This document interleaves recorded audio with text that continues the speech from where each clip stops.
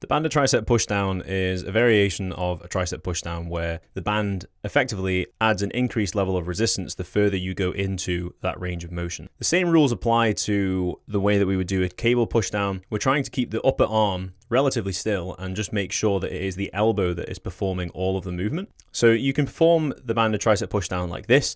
Typically it's used as a warm-up movement, so it's much easier just to attach it to the top of a squat rack and then hold it like this. However, if you want, you can attach it to a higher beam or to a higher pole, for example, or double over a lighter band and then use any of the cable tricep push down attachments if you like as well. However, like I said, most commonly this is used as a warm-up exercise for the elbows and for the tricep because it's very easy just to adjust how difficult the movement is just by adjusting how far apart your hands are, how close they are together. You can rotate your hands so that your palms face towards the ground. You can turn them so that your palms face up. All of these ways are going to be beneficial for increasing some kind of blood flow to your tricep tissue. The same principle will apply to what your shoulder blades do.